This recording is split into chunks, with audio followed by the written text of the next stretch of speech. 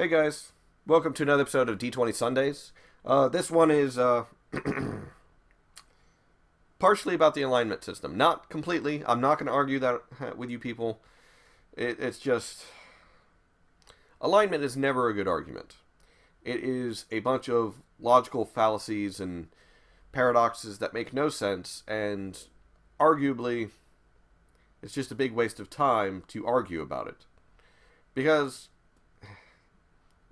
they say that the alignment system in D&D is about the cosmic scale, that the ends does not justify the means. Well, that's kind of perspective, because if you use an undead army to save an innocent village, well, you did it good, but you did evil because you used an undead army. But you did good, so which outweighs the other?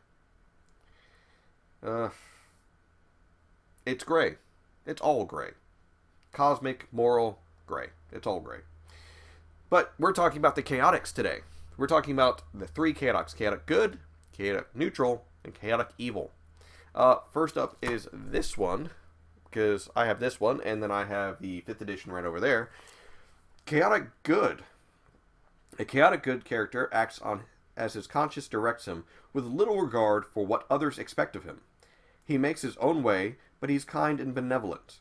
He believes in goodness and right, but has little use for laws and regulations.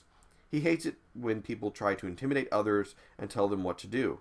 He follows his own moral compass, which, although good, may not agree with that of society. So that's chaotic good. From there, let's see. Chaotic good. Once again, this is from the 5th edition book. Chaotic good. Creatures act as their conscience directs with little regard for what others expect. Copper dragons, many elves, and unicorns are chaotic good. Well, it's not as descriptive, so let's keep with this one. It's a little bit more descriptive. Next is the chaotic neutral, or the free spirit, as it's often referred to. A chaotic neutral character follows his whims. He is an individualist first and last. He values his own liberty, but doesn't strive to protect others' freedoms. He avoids authority, resents restrictions, and challenges traditions. The chaotic neutral character does not intentionally disrupt organizations as part of a campaign of anarchy. To do so, he would have to be motivated by either good and desire to liberate others, or evil and desire to make those different from himself suffer. The common phrase for chaotic neutral is true chaotic. Remember that the chaotic neutral character may be unpredictable, but his behavior is not totally random. He is not as likely to jump off a bridge as to cross it. Chaotic neutral is the best alignment you can be because it represents true freedom both from society's restrictions and from a do-gooder zeal. Alright, so that's fair. That's, a good chunk of, what it should say. Chaotic neutral. Creatures follow their whims, holding their personal freedom above all else. Many barbarians, rogues, and some bards are chaotic neutral. Wow, they really, really chopped down a lot when it came to the alignment system. Simplified, as they say. Streamlined. Alright, well, let's see about chaotic evil. A chaotic evil character does whatever his greed, hatred, and lust for destruction drive him to do. He is hot-tempered, vicious, arbitrarily violent, and unpredictable. If simply out for whatever he can get, he is ruthless and brutal. If he is committed to the spread of evil and chaos, he is even worse. Thankfully, his plans are haphazard, and any groups he joins or forms are poorly organized. Typically, chaotic evil people can only be made to work together by force, and their leader lasts only as long as he can thwart attempts to topple or assassinate him. The demented sorcerer pursuing mad schemes of vengeance and havoc is chaotic evil. Chaotic evil is sometimes called demonic because demons are the epitome of chaotic evil. Chaotic evil is the most dangerous alignment because it represents the destruction of not only of beauty and life, but of the order in which beauty and life depends.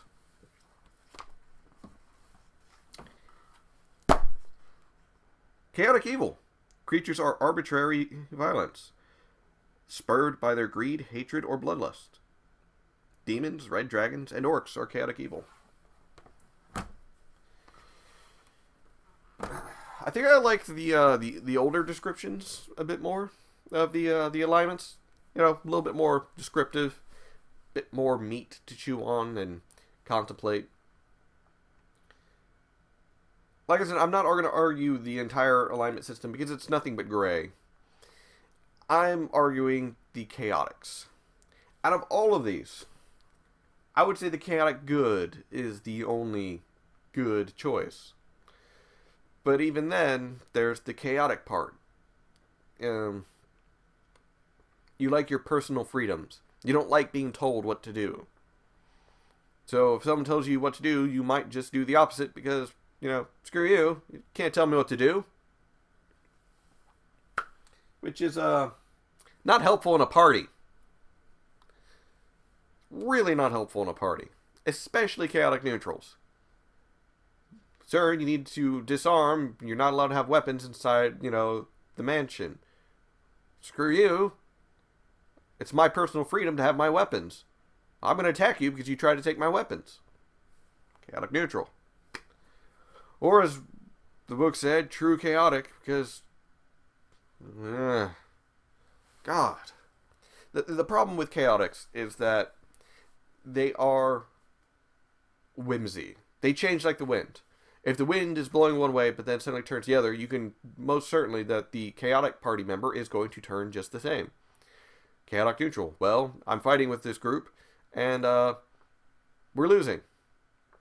So I'm going to change sides. Because it will benefit me. And I like my freedoms and I can choose whatever I want.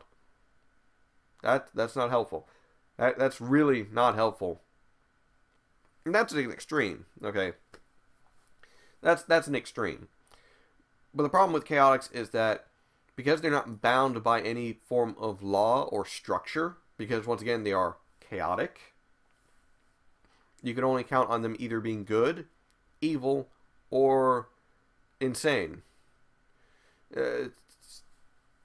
That's really all you can count on them to be. Chaotic good is probably the best choice for your party because at least, even though you're slightly crazy, you can be counted on to do good in the right thing. Chaotic neutral, we might turn around and see you playing with poop instead of helping us. Chaotic evil, you're probably going to stab us in the back. There's no probably. You are going to stab us in the back. We just don't know when. And honestly, the chaotics are the biggest problem, especially chaotic neutrals, okay? Chaotic stupid, as they're often called. Yeah, forget lawful stupid. Lawful good. Lawful good. A lawful good character acts as a person is expected or required to act. She combines a commitment to oppose evil with the discipline to fight relentlessly. She tells the truth, keeps her word, helps those in need, and speaks out against injustice. A lawful good character hates to see the guilty go unpunished. Lawful good is the best alignment you can be because it combines honor and compassion. That's not lawful stupid. You're doing the right thing. You are being the hero. Chaotic neutral again. A chaotic neutral character follows his whims. Period. Follows his whims. Okay, imagine that person who, because you were breathing the wrong way that day, he decided he wanted to strangle you. That's chaotic neutral. Because something irked him, he's going to act out on that whim. It's essentially if you took away the ability to control your impulses. You see the one coworker chewing with his mouth open during lunch. So you launch across the table and start strangling him because, oh my god, he won't stop chewing with his mouth open.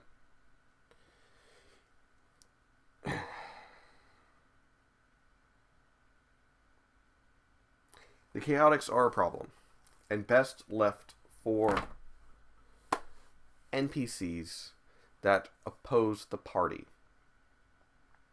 They're not good for the party, except for chaotic goods. And even then, that's straining it. Because once again, if the party needs a bit of subtlety and time to let justice be dealt out, the chaotic good might decide, no, I can right this injustice now by cleaving that man in half. So I'm going to do it.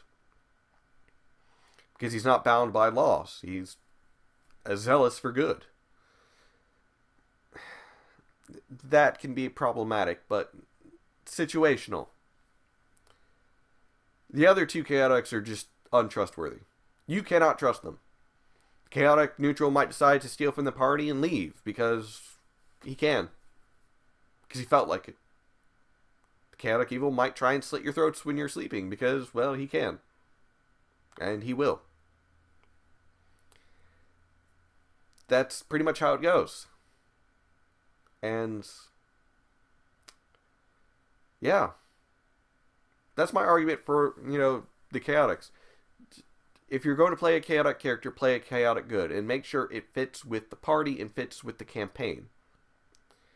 Chaotic neutrals are insane gibbering people, in my personal opinion. Because, once again, they're whimsical. A passing leaf could decide, tell them, hey, leave this party. And they'll leave. Because, why not?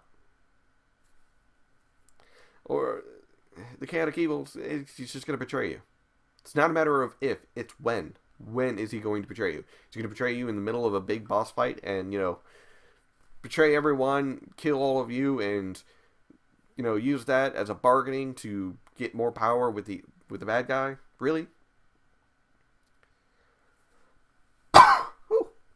Excuse me. But yeah, that's my argument for the chaotics, and just remember, don't argue alignments with people. Because they won't stop.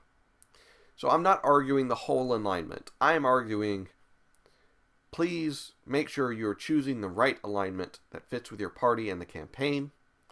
And to make sure that you don't choose one of the chaotics. Because unless you like being a roving band of murder hobo vigilante people, chaotic good and chaotic neutral isn't going to be for you. And especially since if you're chaotic, the town guard isn't going to like you.